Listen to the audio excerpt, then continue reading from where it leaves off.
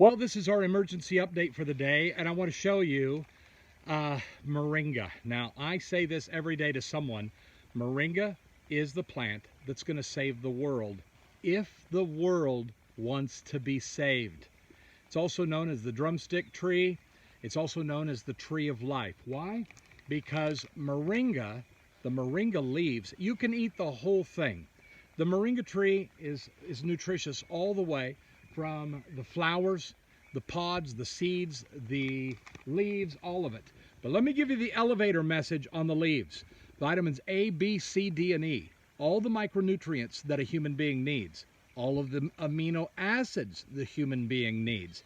And 26% protein in those leaves. My friend, you've got to get involved with moringa one way or the other. If you live up in the extreme north, plant it, grow it during the summertime, get it in a pot, and then roll that thing in your garage and protect it in the wintertime so that it can keep on growing and producing. Out here, this moringa tree is ready to harvest, okay? And as you can see, we clip it off. The big trunk is clipped at 5 or 6 feet. And then every 40 days, it gives us about 3 feet of growth or about a kilo of leaves.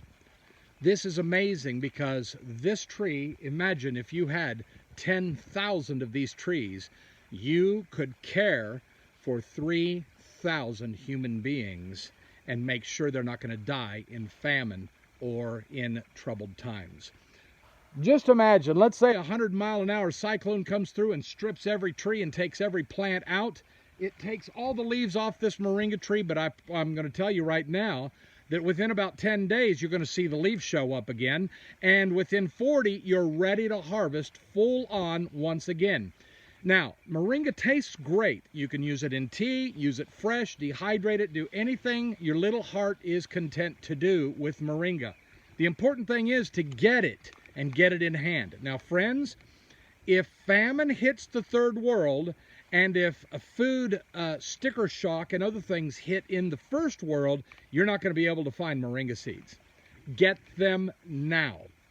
We pick up 1,000 moringa seeds off of eBay. You can get them for about 15 bucks.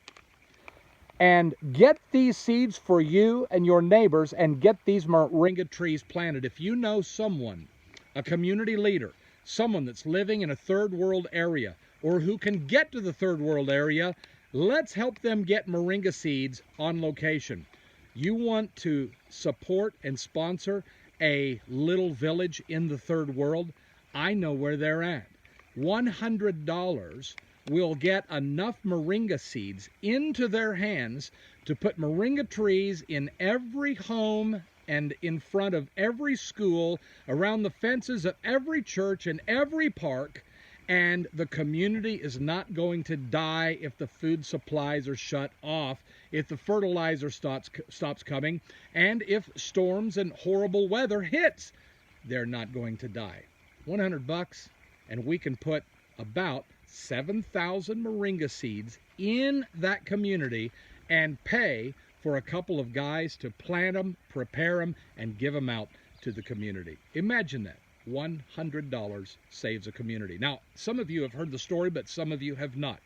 Right before COVID, I got a call from a bishop over 800 churches in Africa. He said, Dr. Daves, we want to do a global food revolution. That's my book on Amazon. He said, we want to do a conference. I got 800 pastors. They'd like to learn how to grow food and help their villages. I said, let's do it. When do you want to do it? He said, oh, in the next year or two. I thought, this guy's not serious.